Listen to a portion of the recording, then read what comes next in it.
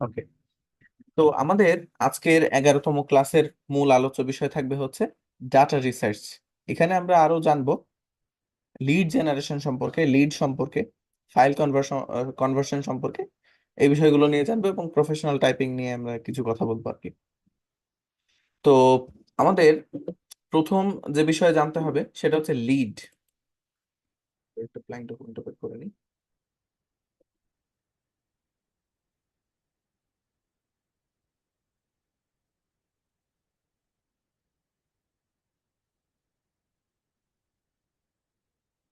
তো আমরা এখন যেটা জানবো সেটা হচ্ছে লিড। লিড লিড আসলে কি এবং লিডের পরিপূরক ইনফরমেশন এটা আসলে কি। দেখেন, লিড বলতে আমরা জানি কর্তৃত্ব, পরিচালনা, আরো অনেক কিছু। ইনফরমেশন অর্থ হচ্ছে তথ্য।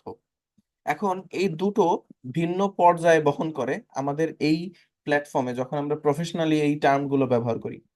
লিড বলতে বোঝায় কোনো ব্যক্তি অথবা কোনো প্রতিষ্ঠানকে। ঠিক আছে। এখন এই লিড হতে পারে কোনো ব্যক্তি এবং কোনো প্রতিষ্ঠান, আর ইনফরমেশন হচ্ছে ওই ব্যক্তি বা প্রতিষ্ঠান সম্পর্কিত তথ্য। এটা হচ্ছে ইনফরমেশন। ঠিক আছে। উদাহরণস্বরূপ হতে পারে রহিম। রহিম কে? রহিমের ফাদার্স নেম,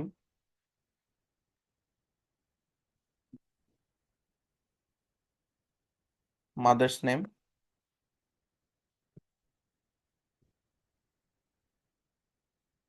ব্লাড গ্রুপ,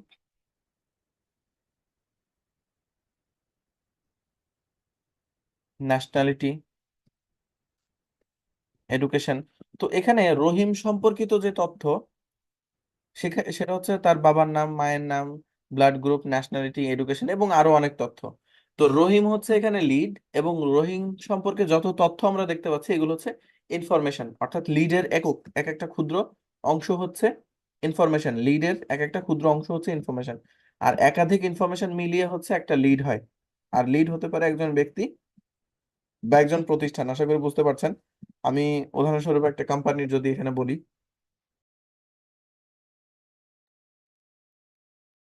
যেমন গুগল। গুগল, এখানে গুগলের ওয়েবসাইট, হেড কোয়ার্টার, এটার পাউন্ড ডেট,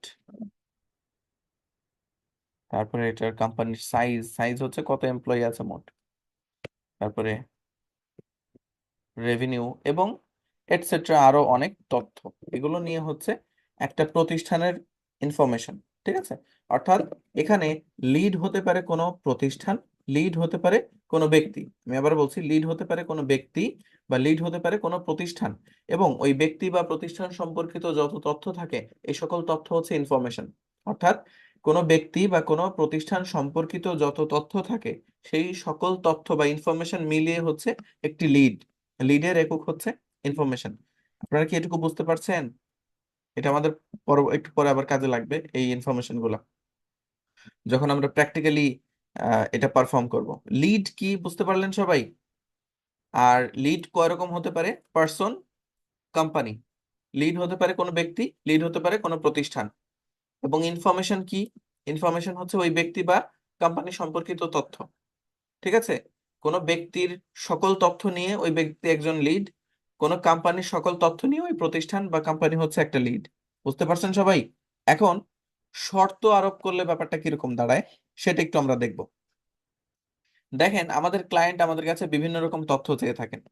তো আমরা কোনো ব্যক্তি বা প্রতিষ্ঠান সম্পর্কিত কোনো তথ্য যখন আমাদের ক্লায়েন্টের চাহিদা অনুযায়ী সংগ্রহ করি, তখন ক্লায়েন্টের চাহিদা অনুযায়ী যদি পাওয়া যায় সকল তথ্য, সেই সকল তথ্য নিয়ে ওই একজন ব্যক্তি বা একটা প্রতিষ্ঠান হবে একটা লিড। আদারওয়াইজ কোনো ক্লায়েন্টের চাহিদা অনুযায়ী যদি কোনো ব্যক্তির কাছে কোনো তথ্য পাওয়া না যায়, তখন তখন সে আমার কাঙ্ক্ষিত লিডের মধ্যে পড়ে না, বা তখন তাকে আমরা লিড বলতে পারি না। আবারও বলছি, আমরা যদি আমাদের ক্লায়েন্টের রিকোয়ারমেন্ট, তাদের চাহিদা অনুযায়ী কোনো প্রতিষ্ঠান বা ব্যক্তির তথ্য পাই, তখন সেই ব্যক্তি বা সেই প্রতিষ্ঠান আমাদের জন্য লিড। আদারওয়াইজ ওই ব্যক্তি বা প্রতিষ্ঠান আমাদের জন্য লিড না। বুঝতে পেরেছেন?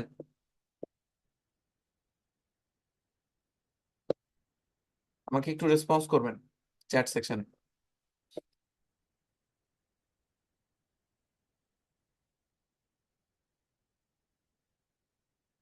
ওকে, এবার একটু বুঝি। এই লিড, এটার দুটো টার্ম আছে। একটা হচ্ছে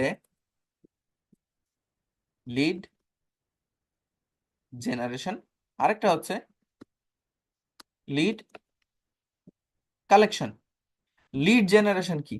জেনারেশন হচ্ছে তথ্য উৎপাদিত হওয়া, বা উৎপাদিত হওয়া, জেনারেট হওয়া।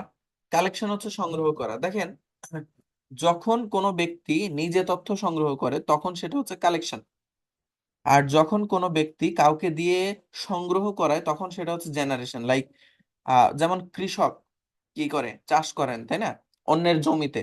তখন যে জমিদার হয়, যে জমির মালিক হয়, তার জন্য কি হচ্ছে, তার জন্য ফসল উৎপাদিত হচ্ছে। তার জন্য ফসল উৎপাদন করছেন কৃষকরা। সে নিজে উৎপাদন করছে না, নিজে কাজ করছে না। আর কৃষকরা কি করছে? কৃষকরা চাষ করছে, কৃষকরা ফসল সংগ্রহ করছে। তো কৃষকরা হচ্ছে কি, কাল্টিভেটিং দ্য ক্রপস। আর এখানে যে জমিদার, জমির মালিক, তার জন্য কি হচ্ছে, উৎপাদিত হচ্ছে, জেনারেট হচ্ছে ব্যাপারটা। একইভাবে যখন ক্লায়েন্ট আপনাদেরকে দিয়ে তথ্য সংগ্রহ করায়, বা কোনো রিকোয়ারমেন্ট রাখে আপনাদের কাছে এবং আপনারা নিজেরা সংগ্রহ করেন, তখন আপনাদের জন্য এই টার্মটা হচ্ছে লিড জেনারেশন, না সরি, লিড কালেকশন। ঠিক আছে? আর ক্লায়েন্টের জন্য এটা হচ্ছে লিড জেনারেশন, অর্থাৎ ক্লায়েন্ট আপনাকে দিয়ে কাজ করাচ্ছে, তার জন্য তথ্য আপনার কাছে উৎপাদিত হচ্ছে, সে নিজে সংগ্রহ করছে না, এই জন্য এটা হচ্ছে লিড জেনারেশন ক্লায়েন্টের কাছে। আর লিড কালেকশন হচ্ছে আপনার কাছে। বুঝতে পারলেন? উদাহরণস্বরূপ, আমি যে ক্লাসের মধ্যে প্র্যাকটিক্যালি সংগ্রহ করে দেখাই তখন এটা আমার জন্য কালেকশন। কিন্তু ক্লাসের পরে আমি যে আপনাদেরকে দিয়ে সংগ্রহ করাই তখন আমি কি করি, তখন আমি জেনারেট করি। আমার জন্য তখন এটা লিড জেনারেশন। আর আপনার জন্য তখন কালেকশন, কারণ আমি, আপনারা শিক্ষার্থী আমার, আমি আপনাদেরকে হোমওয়ার্ক দিই, আপনারা কালেক্ট করে করে আমাকে দেন। তো এটা হচ্ছে কালেকশন আপনাদের জন্য। যখন আমরা নিজেরা সংগ্রহ করি তথ্য তখন এটা লিড কালেকশন। যখন অন্যকে দিয়ে সংগ্রহ করাই তখন এটা জেনারেশন। যে সংগ্রহ করাচ্ছে তার জন্য জেনারেশন, যে সংগ্রহ করে তার জন্য কালেকশন। বুঝতে পেরেছেন? সবাই একটু চ্যাট সেকশনে রেসপন্স করবেন প্রত্যেকে।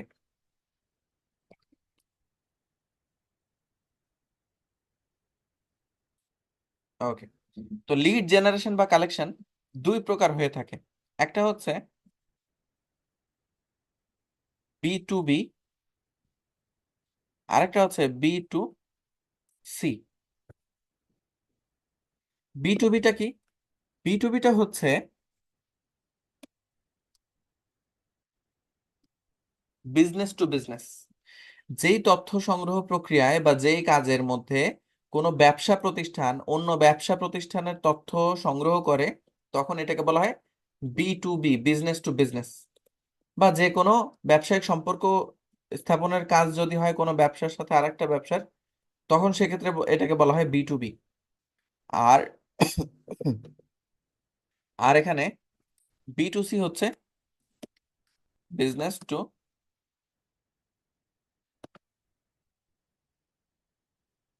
টু কাস্টমার, বা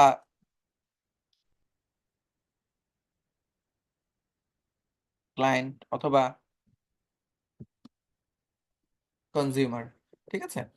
তো B2Cটা হচ্ছে বিজনেস টু কাস্টমার। যে তথ্য সংগ্রহ প্রক্রিয়ায় আমরা কোনো ব্যবসা প্রতিষ্ঠানের জন্য বা ব্যবসায়িক উদ্দেশ্য সাধনের জন্য কোনো ব্যক্তির তথ্য সংগ্রহ করি, বা ওই ব্যবসা প্রতিষ্ঠানের ভোক্তা হিসেবে কাউকে সংগ্রহ করি, বা বিজ্ঞাপন আহ, দাতা হিসেবে কাউকে সংগ্রহ করি, তখন সেটাকে বলা হয় B2C, business to customer, business to consumer, business to client lead generation বা লিড কালেকশন। বুঝতে পারলেন? অর্থাৎ B2Bতে হচ্ছে আমরা ব্যবসা প্রতিষ্ঠানের তথ্য সংগ্রহ করি ব্যবসা প্রতিষ্ঠানের জন্য, আর B2Cতে হচ্ছে আমরা ব্যক্তিদের তথ্য সংগ্রহ করি ব্যবসা প্রতিষ্ঠানের জন্য। কেন দুটোর জন্যই বিজনেস? কারণ দেখেন, আমরা যে তথ্য সংগ্রহ করি সেগুলো ব্যবসায়িক উদ্দেশ্য সাধনের জন্য ব্যবহৃত হয়। সেটা হোক কোনো ব্যবসা প্রতিষ্ঠান নিক, অথবা হতে পারে কোনো ব্যক্তি নিচ্ছে। বুঝতে পারলেন? তো B2Bটা হচ্ছে কি, বিজনেস টু বিজনেস, যেখানে আমরা ব্যবসা প্রতিষ্ঠানের তথ্য সংগ্রহ করি। আর বি টু সিটা হচ্ছে বিজনেস টু কাস্টমার, যেখানে আমরা ব্যক্তির তথ্য সংগ্রহ করি। তো পঞ্চম ক্লাসের মধ্যে আমরা ব্যক্তিদের তথ্য সংগ্রহ করেছিলাম, আপনাদের কি মনে আছে? বি টু সি, আমরা একটা ব্যবসা প্রতিষ্ঠানের জন্য বা কোনো ব্যক্তির ব্যবসায়িক উদ্দেশ্য সাধনের জন্য ডক্টরদের ইনফরমেশন কালেক্ট করেছিলাম ওয়েব রিসার্চে, মনে আছে আপনাদের? তো ডক্টররা কি ছিলেন? ব্যক্তি না? তা ব্যক্তির তথ্য সংগ্রহ করলে ওটা কোন ধরনের লিড জেনারেশনের মধ্যে পড়ে বলেন তো? ওটা বি টু সি লিড জেনারেশনের মধ্যে পড়ে। আর আজকে আমরা সংগ্রহ করব ব্যবসা প্রতিষ্ঠানের তথ্য, তো ওটা কোন ধরনের লিড জেনারেশনের মধ্যে পড়বে? ওটা বি টু বি লিড জেনারেশনের মধ্যে পড়বে, বুঝতে পারলেন? হ্যাঁ।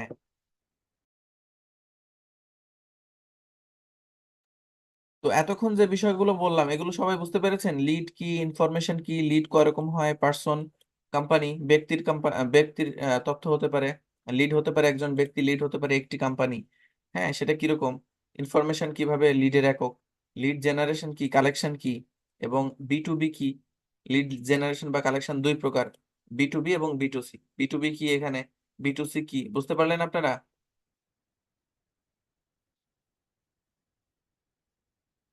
লিখে নোট করে শেয়ার করে দিব না, পরবর্তীতে ক্লাস দেখার সময় নোট করে নেবেন। আচ্ছা, সমস্যা নাই, না বুঝলে রেকর্ড দেখে নেবেন। আচ্ছা, ক্লাস দেখেন এবার, আমরা পরবর্তী, হ্যাঁ পরবর্তীতে ভিডিও দেখে নেবেন। আচ্ছা, এবার আমরা একটু প্র্যাকটিক্যালি যাই যে আমাদের ক্লায়েন্ট যখন এই লিড জেনারেশনের উপরে যখন কোনো চাহিদা রাখে আমাদের কাছে, আহ, যখন কিছু চেয়ে থাকে তখন ব্যাপারটা কিরকম হয়।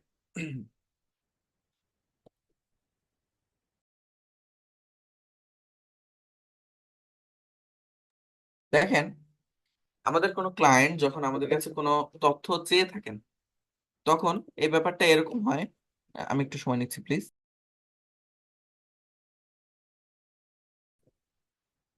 আচ্ছা, তো খেয়াল করেন এখানে ক্লায়েন্টের চাহিদাটা কিরকম থাকে। ক্লায়েন্টের চাহিদা থাকে এরকম। তো এখানে একজন ক্লায়েন্ট ডেভিড মিলার, তো উনি এটার উপর আমার কাছে তথ্য চেয়েছেন, কিরকম দেখেন।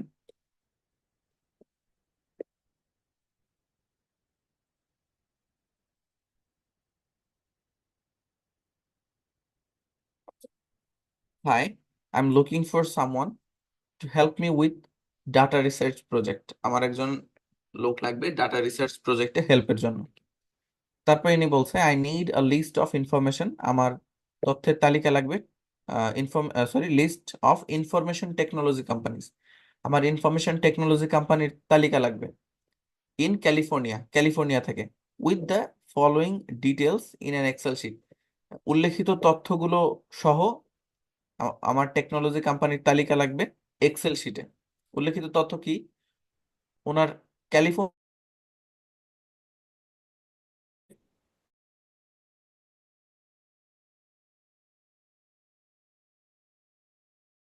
স্ট্রিট অ্যাড্রেস লাগবে, জিপ কোড লাগবে, এবং ফেসবুক এবং ইনস্টাগ্রাম ইউআরএল লাগবে। ঠিক আছে, অর্থাৎ ফেসবুক এবং ইনস্টাগ্রামের লিংক লাগবে। এরপরে উনি বলছে my budget is $30 for 200 leads. আমার বাজেট হচ্ছে $30 200টা লিডের জন্য। অর্থাৎ 200টা লিড বলতে কি বোঝাচ্ছে, 200টা প্রতিষ্ঠানের জন্য। Can you handle the project, তুমি কি কাজটা করে দিতে পারবা কিনা? এখানে আমার উত্তর ছিল এরকম, hello David, thank you for reaching out, yes I can help you. ধন্যবাদ আমার পর্যন্ত পৌঁছানোর জন্য, আমি আপনাকে সাহায্য করতে পারবো। Help you collect high quality verified data for IT companies in California. ক্যালিফোর্নিয়ার আইটি কোম্পানির ভেরিফাইড ডাটা কালেক্ট করতে আমি তোমাকে হেল্প করতে পারবো, সমস্যা নেই। এরপরে আমি ওকে বললাম ও কি কি চায় সেটা আমি প্রোভাইড করতে পারবো কিনা। তো এখানে ওকে নিশ্চিত করলাম, hair is what I will provide. এখানে আমি উল্লেখ করছি কি কি আমি তোমাকে দিব। 200 ভেরিফাইড লিডস, 200টা ভেরিফাইড লিড দিব এক্সেল শিটে, ঠিক আছে, এক্সেল ফরম্যাটে। এরপরে কোম্পানির নাম, ইমেল, যা যা চাইছে এগুলো আমি উল্লেখ করে দিছি, এটা দিব। Clean, well organised and accurate data, আমি তোমাকে পরিষ্কার, সুসজ্জিত, ওয়েল অর্গানাইজড এবং অ্যাকুরেট, নির্ভুল তথ্য দিব। ঠিক আছে, এটা উল্লেখ করেছি। এরপরে উল্লেখ করেছি ডেলিভারি টাইম হচ্ছে 3 দিন, প্রাইস হচ্ছে $30, অ্যাজ পার ইউর বাজেট, তোমার বাজেট অনুযায়ী $30 আমি ই করবো। একটা ব্যাপার খেয়াল রাখবেন, এখানে শিক্ষণীয় আছে, আপনি যত ছোট এবং বড় পর্যায়ে থাকেন না কেন, ক্লায়েন্টকে কখনো না করবেন না। সে যেই বাজেটে খুশি আপনি সেই বাজেটে তাকে অর্ডার করে দিবেন। কেন? কারণ আপনি যদি ছোট বাজেট হলেও অর্ডার করে দেন, এই অর্ডারটা আপনার গিগের উপরে এফেক্ট ফেলবে, আপনার গিগটা আরো ভালো র্যাঙ্কের ভালো পর্যায়ে যাবে। ঠিক আছে, এটা খেয়াল রাখবেন সবসময়। আচ্ছা, এরপরে টু গেট স্টার্ট, শুরু করার জন্য I just need any specific cities in California. ক্যালিফোর্নিয়ার কি কোনো সিটি বা কোনো রিজিয়ন থেকে সংগ্রহ করব, or state wide is fine, নাকি সব জায়গা থেকে যে কোনো জায়গা থেকে নিব? তারপরে এনি কোম্পানি সাইজ প্রিফারেন্স, কোনো কোম্পানির সাইজ লাগবে, মানে ছোট বড় নাকি মাঝারি সাইজ, কোন ধরনের কোম্পানি নিব? ইওর প্রিফার্ড ডাটা ফরম্যাট, তুমি কোন ধরনের তথ্য চাচ্ছ, মানে তথ্যটা কোন ফরম্যাটে চাচ্ছ, এক্সেলে না গুগল শিটে? Once confirmed I will begin right away, নিশ্চিত করলে আমি এখনই শুরু করে দিচ্ছি।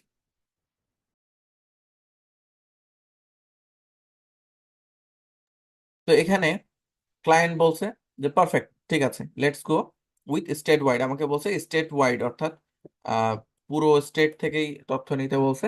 এরপরে বলছে নো স্পেসিফিক সাইজ, কোনো সুনির্দিষ্ট সাইজের কোম্পানি লাগবে না। Any IT companies are fine, যে কোনো আইটি কোম্পানি হলেই হবে, জাস্ট আইটি কোম্পানি লাগবে। Excel format works best for me, আমার জন্য এক্সেল ফরম্যাটটা ভালো কাজ করে, এটা সংগ্রহ করে দিব। আহ, তারপরে I agree with the $30 budget for 200 leads. 30 কি বলে, $30 উনি 200টা লিড এটাই করবে। ওটা অ্যাগ্রি করছে। তারপরে অ্যাগ্রি, যেহেতু ওটা ওনার বাজেট ছিল উনি অ্যাগ্রি করবে, এটাই স্বাভাবিক। তারপরে গো ahead and send me the offer so that we can start. আমাকে অফার পাঠাতে বলছে। তো এই অফারের ব্যাপারে আগেও বলেছিলাম, অফারটা হচ্ছে আমাদের একটা এগ্রিমেন্ট থাকে মার্কেট প্লেসে, যেখানে আমরা সে কয়দিনে কাজ চাইবে বা দিবে, হ্যাঁ, তারপরে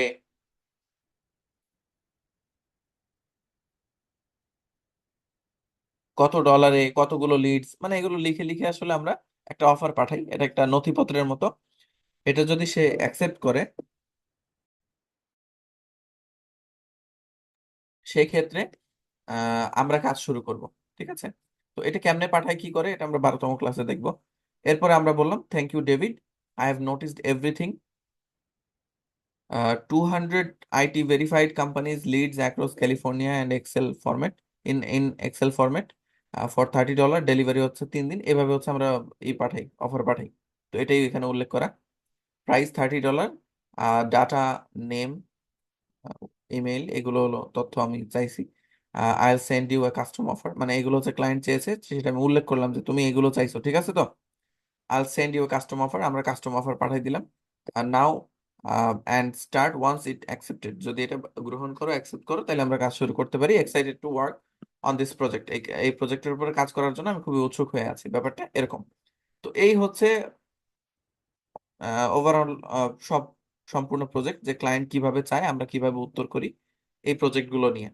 তো এটা অনেকে বলবেন যে ভাই আমাকে নোট করে দেন, এই করে দেন। ক্লাস দেখবেন, ক্লাস দেখে খাতা কলমে নোট করবেন, আমি আপনাকে ক্লাসে নোট করে দিব না, নিজেরটা নিজে করবেন, ঠিক আছে। ক্লাসে আলোচনা হচ্ছে, পুনরায় আলোচনা শুনবেন, পুনরায় আলোচনা দেখবেন, এটা নোট করে নেবেন, ওকে। আর নোট করাও লাগবে না, রিকোয়ারমেন্ট গুলো বুঝে কাজ করবেন, হয়ে গেল। আচ্ছা, তো এই হচ্ছে প্রজেক্ট, এখানে ক্লায়েন্ট কি চেয়েছে বা কি চাচ্ছে এগুলো বুঝতে পারছেন সবাই? আমাদের কি করতে হবে চ্যাট সেকশনে জানান।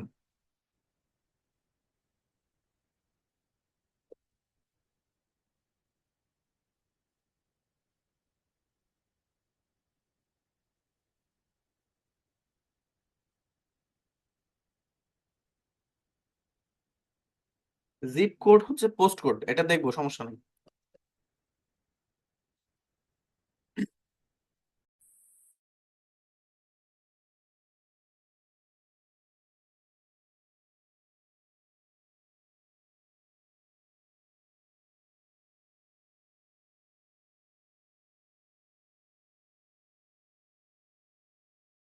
ওকে, তো আমরা প্র্যাকটিক্যালি যাই।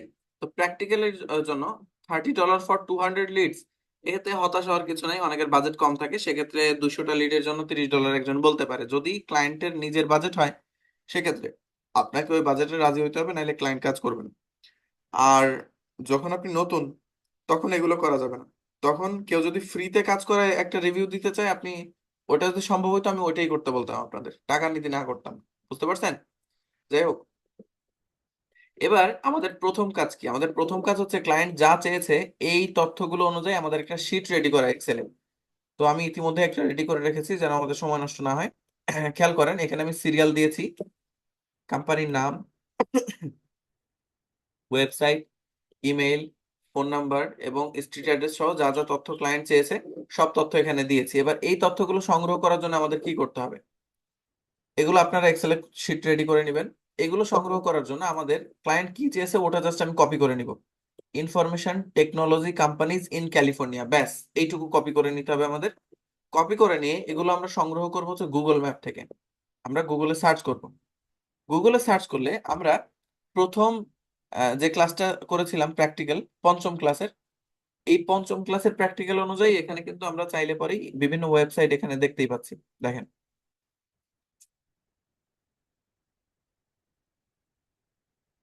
হুম।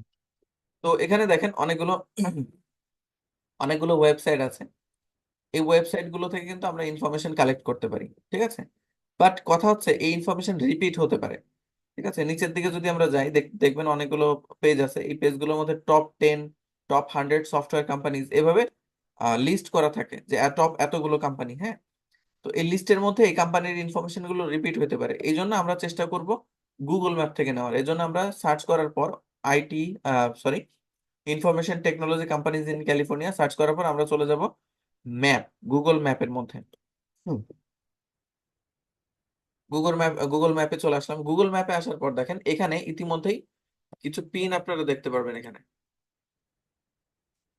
এই যে পিন, এই যে এখানে পিন, এই পিন গুলো হচ্ছে বিভিন্ন লোকেশনকে বোঝাচ্ছে। আর এই হচ্ছে লোকেশনের লিস্ট। এই লিস্টটা কোথাও রিপিট করা নাই। এখানে কোনোটার উপরে যখন আমি আঙুল রাখি তখন এখানে সেই পিনটা উঠে উঠে দাঁড়ায়, খেয়াল করবেন।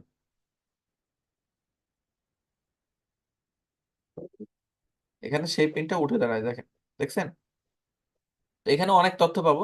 কিন্তু যখন আমরা কোনো একটা কান্ট্রিকে টার্গেট করবো এরকম, তখন এই কান্ট্রির একদম টপ নচ যে ইনফরমেশন গুলো আছে সেগুলো আমাদের সামনে আসবে। তাহলে কিভাবে আমরা টার্গেট করতে পারি? যখন কোনো কান্ট্রি টার্গেট করে দেওয়া হবে আমাদের যে অমুক কান্ট্রি থেকে ইনফরমেশন দাও, তখন আমরা লিস্ট তৈরি করব। কিভাবে লিস্ট তৈরি করব? আমরা সিটি গুলোকে টার্গেট করব লিস্ট করে। যেমন আমি এখানে তো জানি না ক্যালিফোর্নিয়াতে কতগুলো সিটি আছে, তো আমি এখানে সিটিজ ইন ক্যালিফোর্নিয়া, এখানে ক্যালিফোর্নিয়াতে আহ, কি, সরি, ক্যালিফোর্নিয়ার মধ্যে কি কি সিটি আছে সেটা আমরা জানি না। এখানে দেখেন পুরো লিস্ট আছে ক্যালিফোর্নিয়াতে কতগুলো সিটি আছে তার। আমরা যদি উইকিপিডিয়াতেও যাই, এই যে উইকিপিডিয়াতে আসি, উইকিপিডিয়াতে আসলে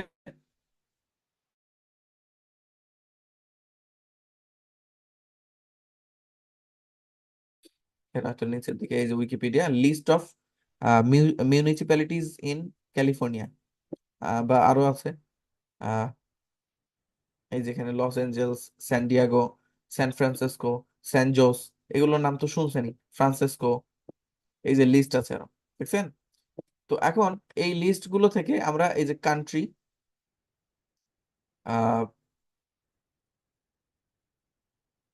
ক্যালিফোর্নিয়াতে লস এঞ্জেলস, ঠিক আছে? তো যে কোনো একটা সিলেক্ট করে নিতে পারি আমরা এখানে। আমি তো লস এঞ্জেলস এটা সিলেক্ট করে নিচ্ছি, লস এঞ্জেলস, এটার লিস্ট, লস এঞ্জেলস, এটা কপি করে নিলাম। কপি করে নিয়ে আমি এখন ইনফরমেশন টেকনোলজি কোম্পানি যেখানে আসলাম, এসে এই যে information technology company in California, in California এর আগে আমরা দিয়ে দিব হচ্ছে লস এঞ্জেলস, ক্যালিফোর্নিয়া, দিয়ে দিলাম। দিয়ে দিলে ক্যালিফোর্নিয়া লস অ্যাঞ্জেলের মধ্যে দেখেন জুম হয়ে গেল ম্যাপটা।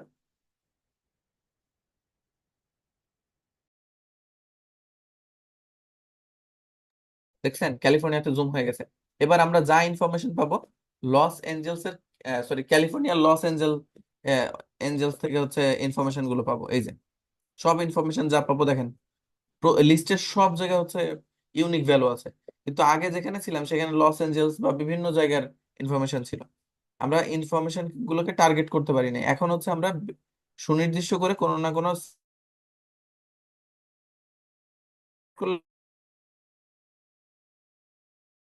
করতে পারবো, ঠিক আছে? এতে করে আমরা ইনফরমেশন আরো বেশি পাবো। যাই হোক, তো এখন এখান থেকে কোন একটা সুনির্দিষ্ট এই যে স্পন্সর্ড ইনফরমেশন গুলো আমরা বাদ দিব, স্পন্সর্ড ইনফরমেশন নিব না, এগুলো হচ্ছে এই লিস্টের মধ্যেই কিছু আছে আর কি। যাই হোক, তো আমরা এখন এখান থেকে কোন একটা ইনফরমেশন নিতে হলে সেই ইনফরমেশনের তালিকায় ক্লিক করবো, এই যে এটা সিলেক্ট করলাম,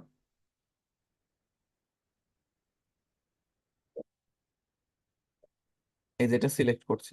সিলেক্ট করলে এই ইনফরমেশনটা ডান দিকে তালিকা চলে আসবে সামনে।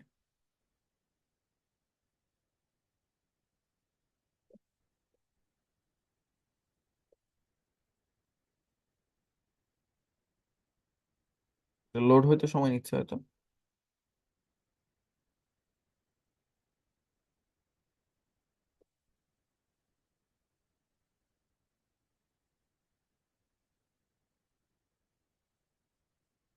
এই যে বি স্ট্রাকচার্ড টেকনোলজি গ্রুপ, এটা আসতে একটু সময় লাগলো।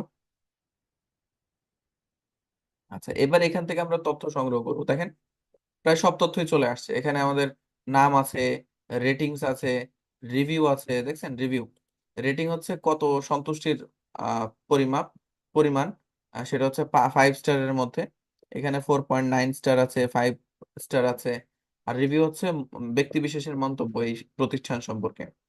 আর তারপরে এখানে আছে অ্যাড্রেস, এই যে এটা হচ্ছে অ্যাড্রেস তাদের, এখানে জিপ কোড সবই আছে।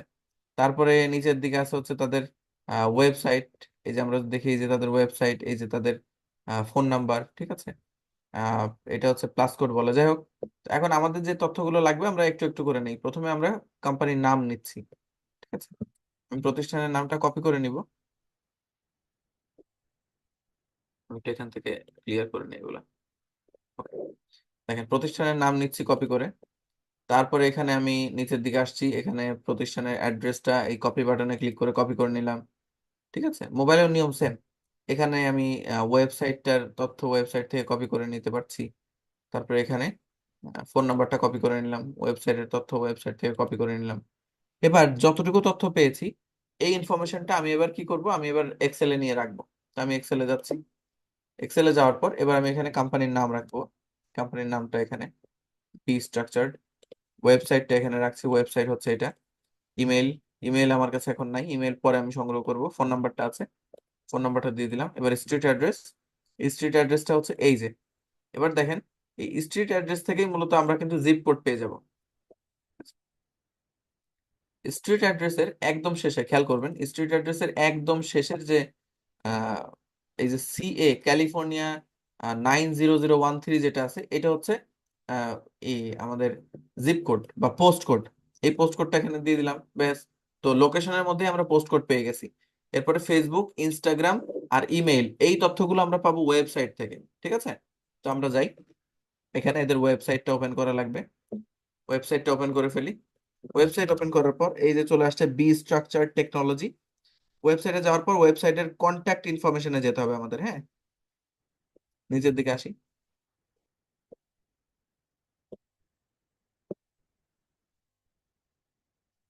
এখানে এই যে কন্ট্যাক্ট আস, এই কন্ট্যাক্ট ইনফরমেশনে যদি যাই, চলেন দেখা যাক। আচ্ছা, কন্ট্যাক্ট ইনফরমেশনে গেলে এখানে মেইল পাওয়া যাচ্ছে কিনা দেখতে হবে। এই যে sales@bstructure.com, email us at sales@bstructure.com, sales@bstructure.com। তো এটা হচ্ছে মেইল। মেইল আমরা এখান থেকেও কপি করে নিতে পারি, অথবা আমরা যদি এখান থেকে কোনো কারণে মেইল নাও পাই, সেক্ষেত্রে আমরা দেখবো এটার উপরে এই ওয়েবসাইটের একদম উপরে বা নিচে কোনো সোশ্যাল মিডিয়া আছে কিনা। যেমন এখানে ফেসবুক, ইনস্টাগ্রাম আছে, তো আমি ফেসবুকে চলে গেলাম। ফেসবুকে গেলে দেখা যাচ্ছে ফেসবুক পাচ্ছি কিনা। আচ্ছা, ফেসবুক পেয়ে গেছি। ফেসবুকের মধ্যে কিন্তু এই দেখেন সেম ইমেইলটাই দেওয়া আছে, দেখছেন।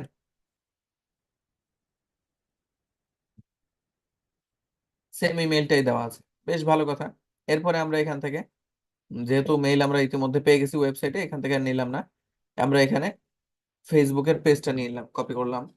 এরপর এখান থেকে আমি ইনস্টাগ্রামটা নিয়ে নিব। ইনস্টাগ্রামে গেলাম, পি স্ট্রাকচার্ড, রিলোড।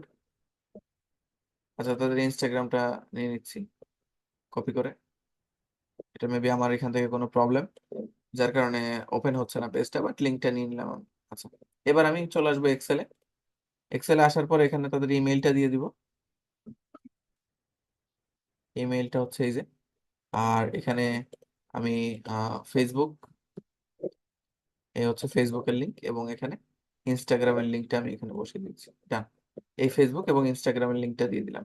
তো এভাবে তথ্যগুলো সংগ্রহ করতে হবে। এটা একটা আমি অল্প অল্প করে সংগ্রহ করে দেখালাম। এবার আমি একবারে সবগুলো তথ্য একবারে সংগ্রহ করে দেখাবো একটা থেকে।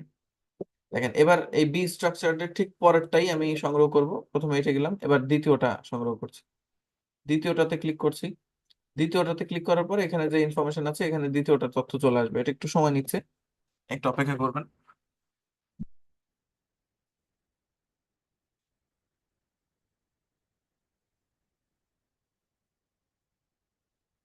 আচ্ছা, চলে আসছে।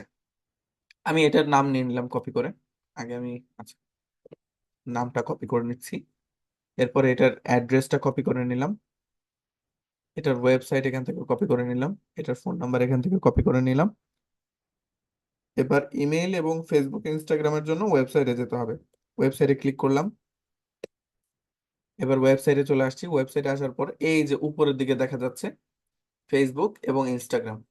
তো আমার ফেসবুকে গেলে দেখাচ্ছে ইমেল পেজে এই যে contact@infoweb.usa.com, এই যে। তো আমি এখন দেখা যাচ্ছে ফেসবুকে চলে যাই, ইনস্টাগ্রামে চলে যাই। ফেসবুকে গেলে এই যে তাদের ফেসবুকের মধ্যেও এই একই মেইল কিন্তু পেয়ে যাচ্ছে। এই যে একই মেইল কপি করে নিলাম। ফেসবুকের অ্যাড্রেসটা কপি করে নিচ্ছি, কন্ট্রোল C। ইনস্টাগ্রামটাও কপি করে নিচ্ছি, ইনস্টাগ্রাম, কন্ট্রোল C। ঠিক আছে, ক্লোজ করে দিচ্ছি। এবার চলে যাই এক্সেলে। খুব সহজ কাজ, একটু প্র্যাকটিস লাগবে জাস্ট। এখানে এবার নাম, কোম্পানির নাম, কোম্পানির ওয়েবসাইট, কোম্পানির ইমেল, কোম্পানির ফোন নাম্বার, কোম্পানির অ্যাড্রেস, কোম্পানির ফেসবুক, কোম্পানির ইনস্টাগ্রাম। আর এই জিপ কোড, জিপ কোডটা হচ্ছে অ্যাড্রেসের মধ্যে এই যে CA9003 6। এর আগেটা ছিল 13, এটা হচ্ছে 36। এই যে হয়ে গেল। আর যে ইনফরমেশন যেটা যত বড়ই হোক সেটাকে তত বড়ই রাখবেন। লিঙ্ক বড় হলে লিঙ্ক বড় রাখবেন। আচ্ছা, তো এই হচ্ছে তথ্য সংগ্রহ প্রক্রিয়া। এটাকে বুঝতে পারলেন সবাই? তথ্য সংগ্রহ করাটাকে বুঝতে পারছেন? কিভাবে সার্চ করব, কিভাবে বের করব? আমি চ্যাট সেকশন ওপেন করে দিচ্ছি, আমাকে জানাবেন। কাজ কিন্তু খুব সহজ।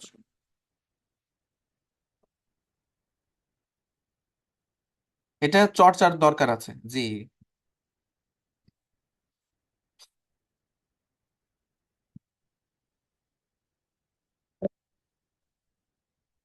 বুঝতে পারলেন?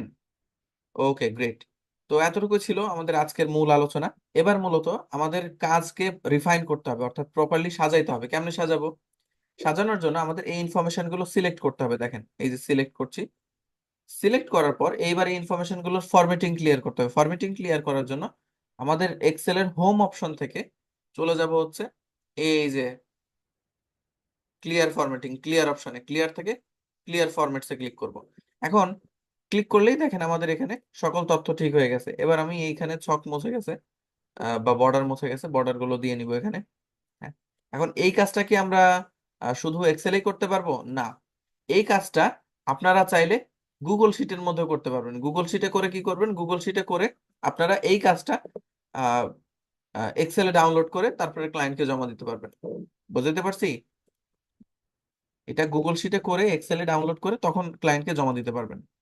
বুঝতে পারলেন?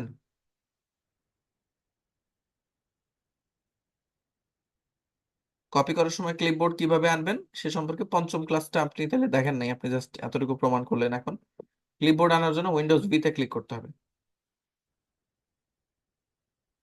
আচ্ছা, তো এবার আমাদের তথ্য সংগ্রহ শেষ। এরপরে হচ্ছে আমরা এই ইনফরমেশনটাকে এভাবে ক্লায়েন্টকে দিয়ে দিতে পারি। বুঝলেন? আচ্ছা, এবার আমরা নেক্সট প্রজেক্টে চলে যাই। এটা তো এতটুকুই ছিল। নেক্সট প্রজেক্ট হচ্ছে আমাদের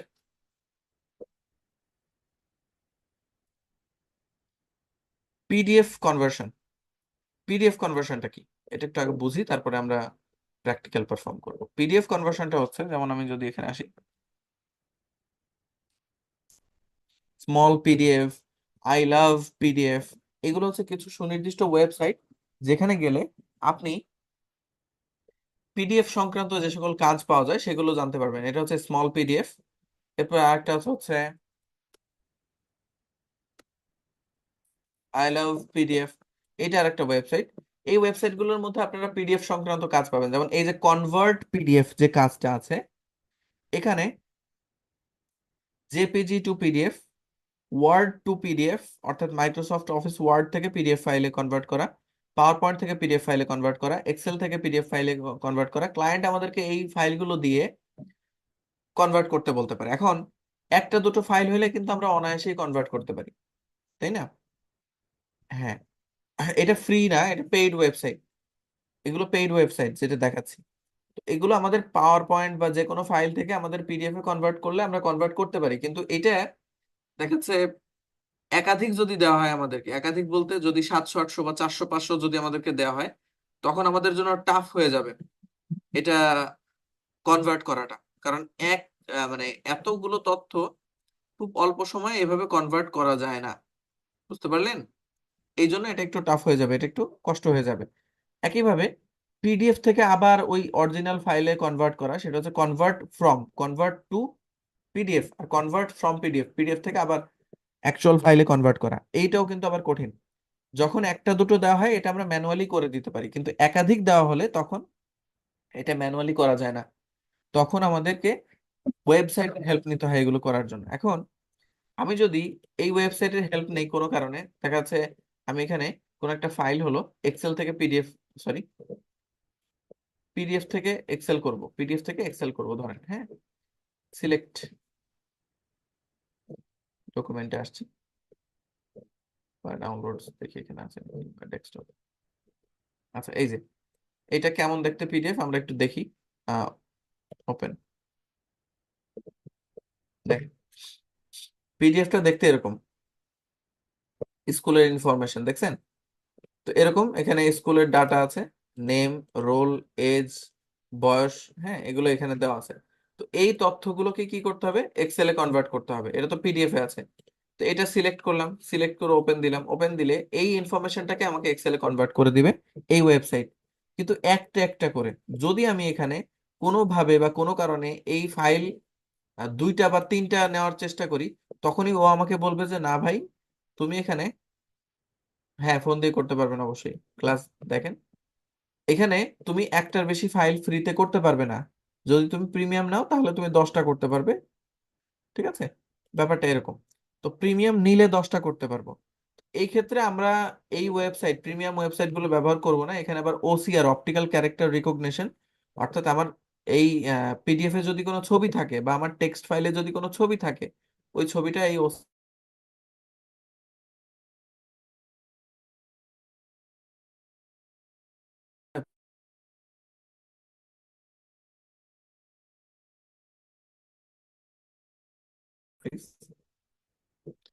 এটার নাম হচ্ছে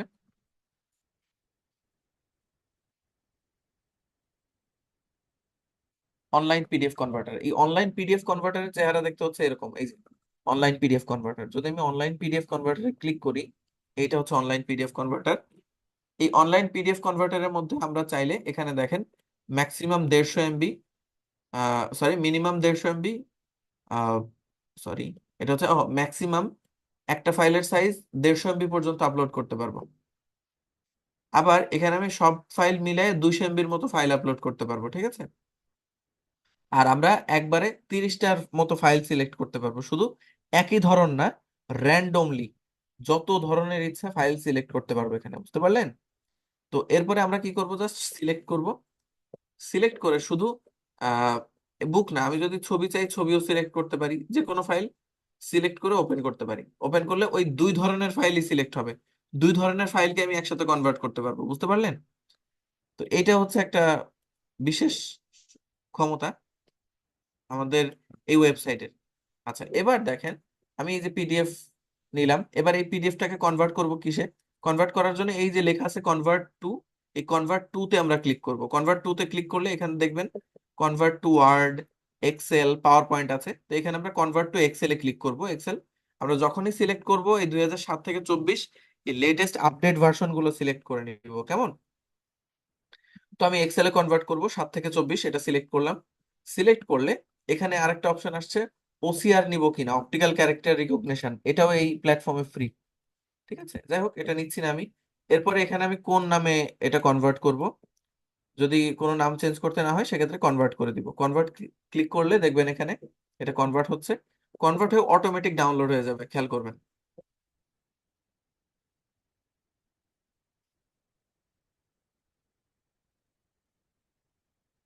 এই যেখানে দেখেন অটোমেটিক ডাউনলোড হয়ে গেছে, এই যে অটোমেটিক ডাউনলোড হয়ে গেল। এবার এই ফাইলটা আমি একটু ওপেন করি।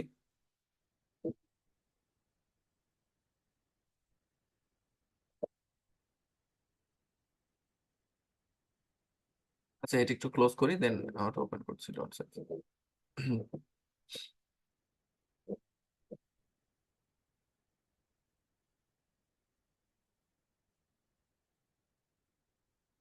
আচ্ছা একটু অপেক্ষা করি, মেবি কোনো একটা কাজ ব্যাকগ্রাউন্ডে চলছে। আহ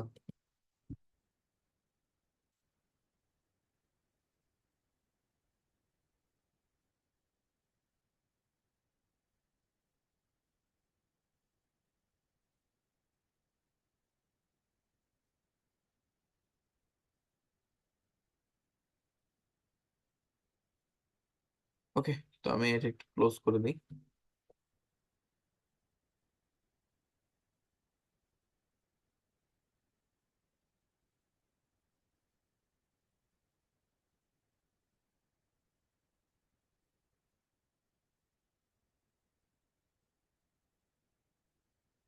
এটা একটু প্রবলেম করছে মেবি।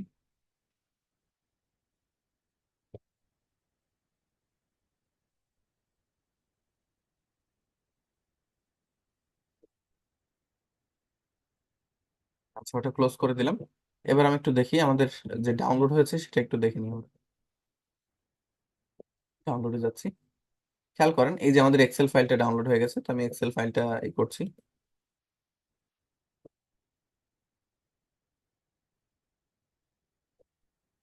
এখানে এনেবল এডিটিং, খেয়াল করেন এই হচ্ছে আমাদের যে কনভার্টেড এক্সেল ফাইল সেটা, এবং এইটা হচ্ছে আমাদের পিডিএফ। এবার আপনারা দেখেন তো এই দুটো কি সেম সেম কনভার্ট হয়েছে কিনা। আমি চ্যাট সেকশন ওপেন করে দিচ্ছি, আপনারা দেখেন। জি, এটা কি সেম সেম কনভার্ট হয়েছে, দেখেন তো।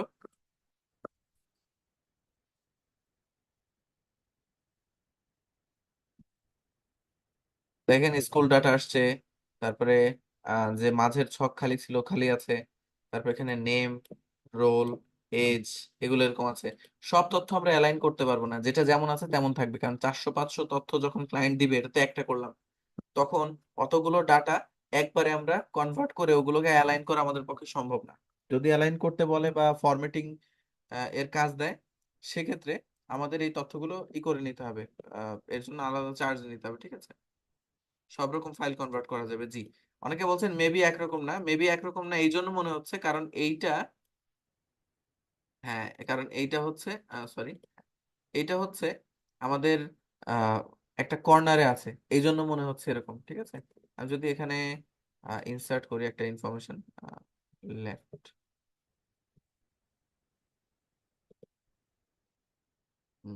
দেখেন। আর যদি আমি এখানে একটা নিয়ে আসি উপরের দিকে, ইনসার্ট,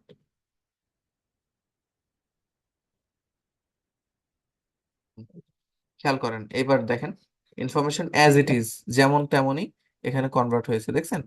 এটা হয়তো অনেকের চোখের দেখায় মনে হতে পারে ভুল, ব্যাপারটা ওরকম না। তো এভাবে কনভার্ট করে নেবেন আপনারা, ঠিক আছে। যাই হোক পুরো প্রক্রিয়াটা ফ্রিতে ইউজ করা যাবে, জি। আমি যেটা দেখালাম এটা ফ্রি। এটা বিভিন্ন গভর্নমেন্ট মানে কার্যক্রমের ক্ষেত্রেও করা হয়, মানে সরকারি কার্যক্রমের ক্ষেত্রেও কিন্তু অনেক দপ্তরে এটা ব্যবহার হয়। আচ্ছা, তো এটা হচ্ছে ব্যাপার। তো এই ওয়েবসাইটটা জাস্ট অনলাইন পিডিএফ কনভার্টার লিখে সার্চ করলেই পেয়ে যাবেন, কেমন। আচ্ছা এবার আমরা একটু করি, পরবর্তী টপিকটা নিয়ে একটু কথা বলি। পরবর্তী টপিকটা হচ্ছে প্রফেশনাল টাইপিং। প্রফেশনাল টাইপিং কি? প্রফেশনাল টাইপিংটা হচ্ছে এটাই পার্থক্য। সাইন, ভাই, নামটা মিডিলে নাই। মিডিলে নাই বলতে আপনি কোনটা বোঝাচ্ছেন, আমি তো বুঝতে পারলাম না। স্কুল ডাটা এটা মিডিলে নেই, ও হ্যাঁ এটা মিডিলে নেই, এছাড়া এটা কোনো পার্থক্যই হইলো না, এটা ইনফরমেশন কনভার্টেশন কি সেটা দেখবেন আপনি, আপনি মিডিল অ্যালাইনমেন্ট তো নিজেও করে নেওয়া যায়, ক্লায়েন্ট যখন দেখবে তখনও করে নিতে পারবে, ওটা কোনো ব্যাপার না। যাই হোক, প্রফেশনাল টাইপিং দেখেন, প্রফেশনাল টাইপিং আমাদের কাছে হয়তো বর্তমান সময় মনে হতে পারে এটা কোনো জব না, বাট প্রফেশনাল টাইপিং একটা অ্যাক্টিভ জব বর্তমান সময়েও। প্রফেশনাল টাইপিং এ আমাদের আর্টিকেল রাইটিং করতে হয়, স্ক্রিপ্ট রাইটিং করতে হয়। আর্টিকেল রাইটিং স্ক্রিপ্ট রাইটিং এর ব্যাপারগুলো দুই রকম হয়ে থাকে, যেমন হতে পারে ক্লায়েন্ট আপনাকে বলবে যে তার হ্যান্ড রিটেন যে ডকুমেন্ট আছে, এই হ্যান্ড রিটেন ডকুমেন্ট লিখে দিতে হবে আপনাকে, ঠিক আছে? যেমন এই যেখানে আমি আসলাম, এটা কেটে দিই।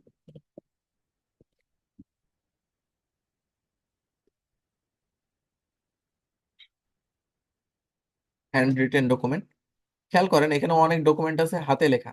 তো ক্লায়েন্টদের অনেক নোট থাকে হাতে লেখা, ওই নোটগুলোকে ওয়ার্ডে, এক্সেলে, পাওয়ার পয়েন্ট এগুলো লিখে দিতে হয়, ঠিক আছে, সাজিয়ে দিতে হয়, এগুলোকে হ্যান্ড রিটেন ডকুমেন্টের প্রফেশনাল টাইপিং জব বলে। শুধু তাই নয়, দেখেন আমরা আহ, কোনো আর্টিকেল যদি লিখতে হয় বর্তমান সময়ে কিন্তু আমরা এআই, চ্যাট জিপিটি, জেমিনাই কে দিয়ে লিখতে পারি আর্টিকেল। আর্টিকেল লেখা হচ্ছে কোনো বিষয়ের উপর পড়াশোনা করা এবং সেটার উপরে লেখা, ঠিক আছে? তো এটা এআই কে দিয়ে আমরা করাইতে পারি, বাট ওটা কমার্শিয়ালি ইউজের জন্য অ্যাভেলেবেল না। ওটা কোনো ব্যক্তি পর্যায়ের থেকে না আসলে সেটা ইউজের জন্য অ্যাভেলেবেল না, যদি না সে ইউজ করে। কিন্তু ব্যক্তি পর্যায়ে যাদেরকে হায়ার করা হয় তাদের কিন্তু স্টাডি করার জন্য হায়ার করা হয়, ঠিক আছে? সেক্ষেত্রে আপনি দেখা যাচ্ছে মনোবিজ্ঞান, ইসলামী মনোবিজ্ঞান নিয়ে করবেন, পড়াশোনা করবেন, তো আমি ধরেন উইকিপিডিয়াতে যাচ্ছি, উইকিপিডিয়াতে যাই। উইকিপিডিয়াতে যাওয়ার পর ধরেন আমি এখানে ভাষা সিলেক্ট করলাম বাংলা, এবং এখানে আহ আমি চলে আসছি। আচ্ছা, স্বাস্থ্য ও চিকিৎসা মনোবিজ্ঞানে আসলাম। মনোবিজ্ঞানে আসার পর এখান থেকে মানসিক, ইসলামী মনোবিজ্ঞানে আসলাম, হ্যাঁ। ইসলামী মনোবিজ্ঞানে আসার পর এখানে আবু হামিদ আল গাজ্জালি, আবু জায়েদ আল বলখি, তারপরে এখানে হচ্ছে ইবনুল আহ হাইসাম, আরো অনেকে আছেন। তো এখানে আমি কোন একজনের ইসে গেলাম, বা মধ্যযুগে ইসলামী মনোবিজ্ঞান, যাই হোক যে কোনো একটা টপিকের উপরে গেলাম। দেখেন এখানে অনেকগুলো শব্দের ব্যাখ্যা নিয়ে অনেক বড় বড় আর্টিকেল আছে, যেগুলো আমি চ্যাট জিপিটি কে দিলে ও সামারাইজ করে দিবে, কিন্তু ওই সামারাইজ করা আর আমার জানার মধ্যে পার্থক্য আছে। ও যা দিবে সেটা আমার কাছে মনে হবে এটাই সঠিক, এতটুকুই এটা মনে হবে। কিন্তু আমি যখন এটা পড়বো পুরোটা, পড়লে আমার জ্ঞানের সমৃদ্ধির জায়গাটা আলাদা হবে। তখন আমি আমার থেকে যেটা লিখতে পারবো এটা কোনো এআই আমাকে দিতে পারবে না, ও আমার মন মতো করে দিতে পারবে না, ঠিক আছে?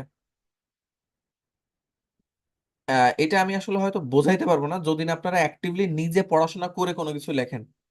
আপনারা যারা থিসিস লিখছেন, যারা কোনো কিছুর উপরে কোনো আর্টিকেল লিখছেন এখন পর্যন্ত জীবনে, তাদেরকে আমি হয়তো বোঝাইতে পারবো। যখন এআই এর থেকে আমরা ইনফরমেশন দেই, ও মিসলিড করে, মিসলিড না, ও ইনফরমেশন মিস করে। যদি আমি ওকে এটা সামারাইজ করতে বলি, ও সামারাইজ করবে, কিন্তু ওর একটা লিমিটেশন আছে, ওর পরেও যায় লিখতে পারে না, ঠিক আছে? ও তারপরে বলে পর্ব এক, তারপরে তুমি চাইলে লিখে দিতে পারি আমি, এরকম এভাবে এভাবে বলবে। কিন্তু আপনাকে এই পুরোটা সামারাইজ করে দিলেও ও অত সংক্ষেপে শেষ করতে পারবে না।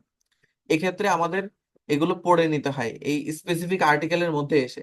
এছাড়া আহ, ইসের এই ধরনের এআই এর মূল সোর্সই থাকে উইকিপিডিয়া, পিপিলিকা, ব্রিটানিকা, এই সমস্ত প্ল্যাটফর্ম ইনফরমেশনের জন্য, ঠিক আছে? এর বাইরে তো এরা ইনফরমেশন পাবে না ওয়েবসাইট ছাড়া।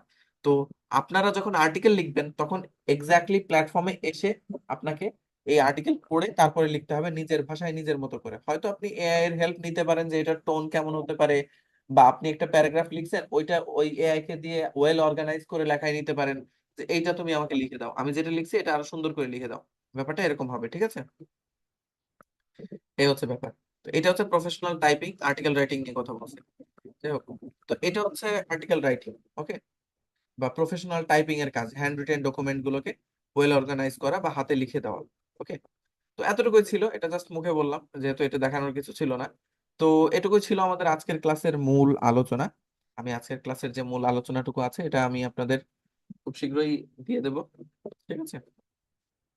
আর আমি ওয়ান লাস্ট টাইম আপনাদের থেকে এতটুকু জানতে চাচ্ছি যে ক্লাসের মূল বিষয় যেটা আমাদের ছিল সবচেয়ে গুরুত্বপূর্ণ, ডাটা রিসার্চ, এটা বুঝতে পেরেছেন কিনা? আর পরপর যে বিষয়গুলো বললাম সেটা বুঝতে পেরেছেন কিনা একটু জানাবেন। আর একটু পরেই এটা রেকর্ডিং আপনাদের হাতে চলে আসবে, সমস্যা নেই। ওকে, বোঝা, বুঝতে পেরেছেন কিনা এটা বলবেন। আমি এখন এই যে এখন বললাম যে বুঝতে পেরেছেন কিনা, আপনি বলবেন যে হ্যাঁ বুঝতে পারছি। আপনি যদি বলেন যে না ভাই আপনি বুঝতে পারছেন, কি বলছেন আমার মনে নেই, তো মনে থাকা আর বোঝা দুটো ভিন্ন জিনিস ভাই। মুখস্থ করবেন রেকর্ড দেখে, লাইভ ক্লাস দেখে না। লাইভ ক্লাস দেখে কি করতে হবে, লাইভ ক্লাস দেখে বুঝতে হবে, ঠিক আছে? ওকে, তো প্র্যাকটিস করার পরে ইনশাল্লাহ নেক্সট ক্লাসে কথা হবে। তো আজকের ক্লাসে এ পর্যন্তই রাখছি। আর আর সবাই ভালো থাকেন তাহলে।